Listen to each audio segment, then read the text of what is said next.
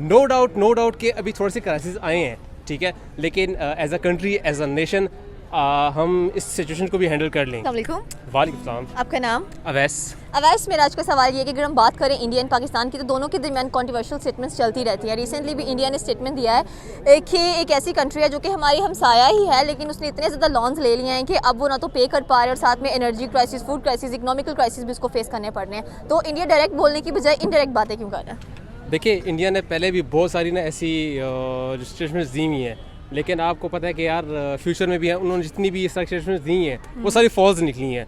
तो उनका तो काम ही है कि हम पे बहतान लगाना, और वो लगाते रहते हैं, ठीक है। तो हमने उनकी बातों में तो आना है ही नहीं, ठीक है ना। हम आते हैं, अल्हम्दुलिल्लाह हमारा जो पाकिस्तान है, हमारी जो कंट्री है, ठीक है, वो बिल्कुल सही सर्वाइव कर रही है, ठीक है। नो डाउट कि अभी थोड़े से क्राइसिस आए हैं, ठीक है, लेकिन as a country, as a nation, हम इस सिचुएशन को भी हैंडल कर लेंगे इंशाल्लाह। लेकिन बात तो इंडिया बिल्कुल ठीक कर रहा है कि हमारे पास ऑलरेडी इतने ज़्यादा क्राइसिस हैं एंड लोन्स भी हमने लिए हुए हैं। IMF हमें पहले भी ग्रांट नहीं कर रहा, अभी वो ग्रांट नहीं कर रहा, और ऊपर से हम लोग बजट सेट कर रहे हैं। बजट किस बेस पे सेट कर रहे हैं हम लोग? देखिए, अभी जो गवर्नमेंट है ना, उसको तो खुद समझ में नहीं आ रही कि उन्होंने किस बेस पे बजट सेट करना है, ठीक है। We are hoping for a good elections, ठीक है। जैसे इलेक्शंस हो जाएंगे and we are supposing to elect Imran Khan as a prime minister, ठीक है। अगर उनकी गवर्नमेंट आती है तो जितने भी क्राइसिस हैं, इमरान खान ने पहले कम बर्बादी नहीं उठाई मुल्क की? नहीं। उन्होंने जो पेट्रोल का प्राइस 150 पे था ना, उन्होंने उस पर बड़ा ज़बरदस्त कंट्रोल करके रखा हुआ था। उनके पास बड़े ज़बरदस्त प्लान्स थे, ठीक है। जैसे ही गवर्नमेंट आई है, ये सिलेक्टेड गवर्नमेंट है, ठीक है, इनके पास कोई प्लान्स नहीं थे।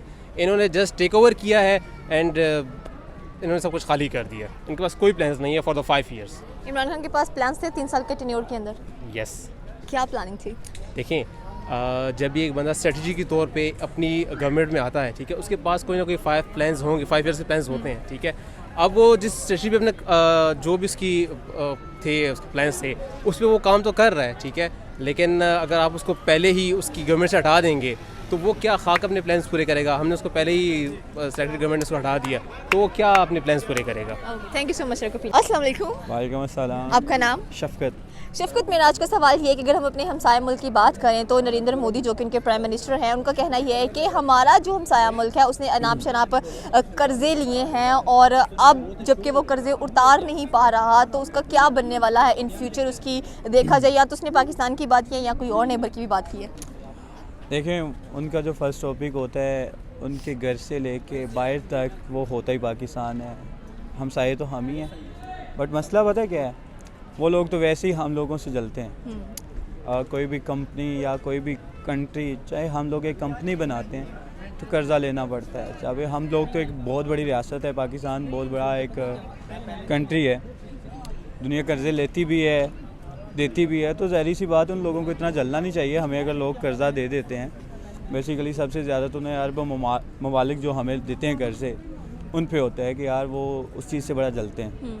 तो मकसद ये है कि उन लोगों को जलसी होती हैं हम लोगों से। हम लोग तो एक राइफल बना लें, बंदूक बना लें, तो उस लोग से वो उस चीज़ से वो जलते हैं।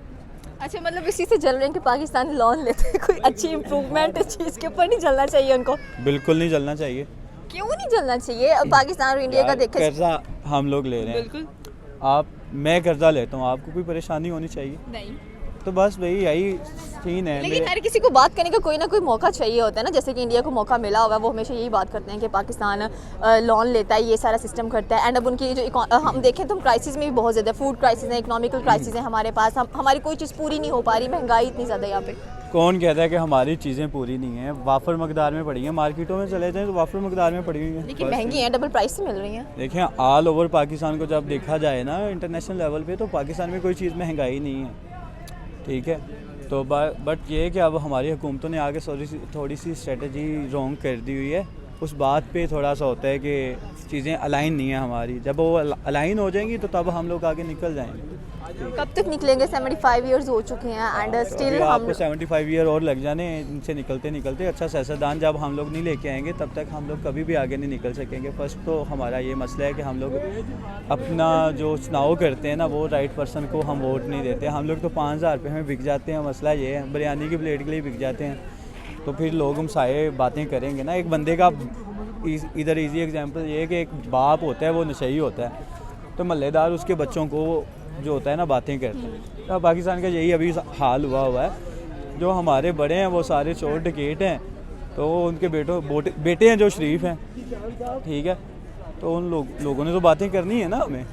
मसला ये या तो फिर हम भी चोर डकैत हो जाएं तो ये लोग बातें नहीं करेंगे। Thank you so much sir appearing. अस्सलाम वालेकुम। वालेकुम सलाम। क्या हाल है सर आपका? हम गुड अल्हम्दुलिल्लाह। सर मेरा आज का सवाल ये है कि अगर हम बात करें इंडिया की, तो इंडिया हमेशा कंट्रोवर्शियल रहा है पाकिस्तान की तरफ। रिसेंटली भी उसने एक ऐसी स्टेटमेंट दिया, उसने पाकिस्तान का नाम ही डिक्लेयर किया उसके अंदर।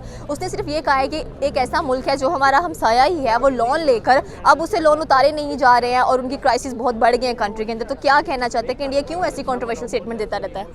मेरा ख्याल है कि हमें टोटली इग्नोर करना चाहिए उनको, because they have their own huge problems of their own. So वो जो कहते हैं ना मंजी थल्ले डांग, they need to do that themselves. So actually we need to work on our affairs. We do have issues.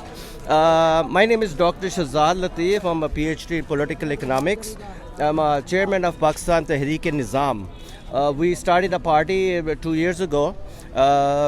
70 districts में हमारी तंजीम साजी हो चुकी है और I was on Ruhi TV yesterday, 1 hour interview.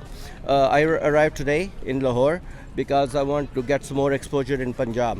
Okay. So if you give me a few minutes, I can talk to you about my party, if you don't mind. It's So basically my question is that why India is always giving wrong statements about that's the Pakistan. thing. I mean, forget about India, man. I mean, Why we forget about India? Because we always see and watch and listen to things which are you should never going not. to happen. You should not. Why? How we can because ignore we need that? to work. We need to work on our own selves.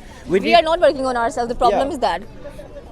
Exactly. That's what I'm trying to tell you. If you give me a couple minutes, I'll explain to you what we're trying to do. If it's okay with you, is it so okay just, with you? No, you can just tell me that how we're going to improve ourselves and how we're going to work out on the things that actually we should work. Thank you. That's exactly what I'm trying to tell you. If you give me 5 minutes. Yeah, sure. I'll give you 5 minutes. You can speak. So basically, like I said, I'm a political economist. I stayed in USA for like 40 years. I have left everything over there. My kids are still in the US. My business is still there. But I have come back to Pakistan because I want to do something for the country. तो उसमें ये है कि I have proposed a political structure for the country. आप believe करो या ना करो, right now we are spending about 10,000 अरब रुपया every year on this political structure that we have in place. 10,000 रुपया अरब रुपया, इट्स अ ह्यूज अमाउंट। तो वही पैसे हम अपने गरीबों पे क्यों ना लगाएं, वही पैसे हम अपने मेडिकल इश्यूज़ पे क्यों ना लगाएं, वही पैसे हम एजुकेशन पे क्यों ना लगाएं। So Pakistan Tehreek-e-Nizam that I head is basically proposed structure, two political structure and economic structure. उसमें ये है कि we are giving a very small compact government structure for Pakistan. Right now what we have is a multi-layered structure. तो हम चाहते हैं कि वो मल्टी लेयर स्ट्रक्चर जिसमें 80-85 वज़ीर हैं, आधों को ये पता नहीं है कि हमने करना क्या है। They do not know what their portfolio is. लेकिन ये है कि वो they get their salaries, they get their protocol and everything. लेकिन ये है कि गरीब जो है वो बेचारे उनको रोटी भी नहीं मिल रही। So we need to work on our end. Forget about India right now. We need to work our own end. दूसरा प्लान जो मैंने दिया है as an economist, as a political economist, for the अपना agriculture. We need to improve our agriculture with a strategy. With a certain, we need to have a strategy for that.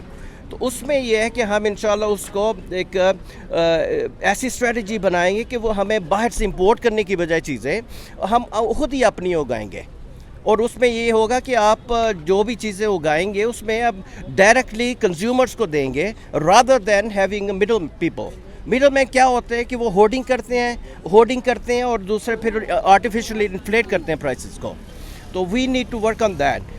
thirdly, if you may give me another minute, उसमें ये है कि हम agro based industry को लगाएंगे।